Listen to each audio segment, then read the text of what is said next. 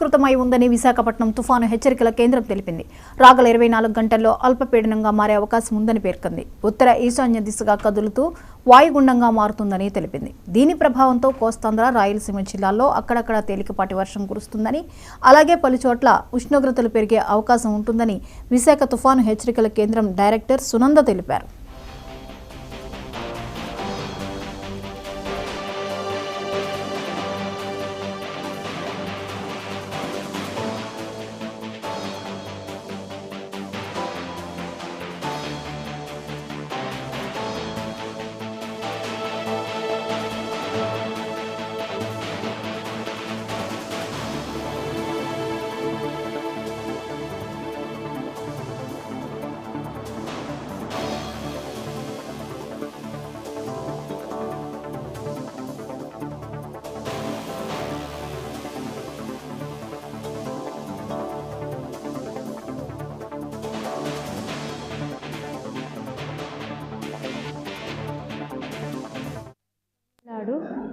నైరుతి బంగాళాఖాతం పరిసర ప్రాంతాల్లో ఒక ఉపరితల ఆవర్తనం అనేది కేంద్రీకృతమైంది. రానున్న 24 గంటల్లో పడి అల్పపీడనంగా మారే అవకాశం ఉంది. మరి 24 గంటల్లో వాయుగుండంగా కూడా బలపడే అవకాశం ఉంది. అల్పపీడనంగా మారినప్పటి నుంచి కూడాను ఇది ఉత్తర ఈశాన్య దిశగా కదిలే అవకాశం ఉంది. ఈశాన్య దిశగా కదులుతూ మధ్య బంగాళాఖాతంలోనికి వాయుగుండంగా మారే అవకాశం ఉంది. తదుపరి దీని గమనమంతా కూడాను నార్త్ ఈస్ట్ డైరెక్షన్ లో ఉండే అవకాశం ఉంది. అంటే ఈశాన్య దిశగా కదిలే అవకాశం ఉంది.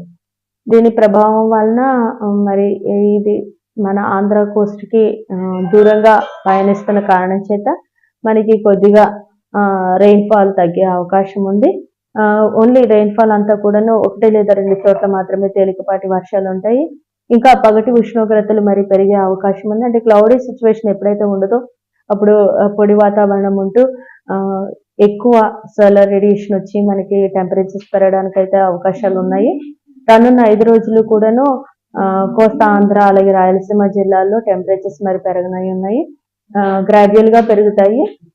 ఈవెన్ 40కి దగ్గరకు కూడా వచ్చే అవకాశం అయితే ఉంది.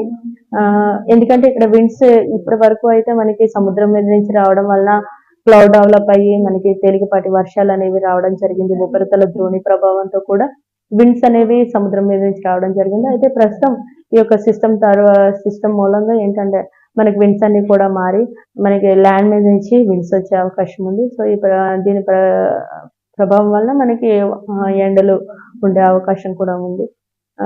ఓన్లీ మార్నింగ్ అంతా ఎండ ఉన్నా కూడా సాయంత్రానికి అక్కడక్కడ క్లౌడ్ డెవలప్ అయ్యి తేలికపాటి వర్షం, ఉరుముల మెరుపులతో కూడినటువంటి జల్లులు ఉంటాయి. ఈ ఉరుముల మెరుపులతో కూడిన జల్లులు ఉన్నప్పుడు మొదటిగా ఈదురుగాలులు ఉంటాయి. ఈ ఈదురుగాలుల యొక్క వేగం గంటకి 30 నుండి 40 వరకు కూడా ఉండే అవకాశం ఉంది.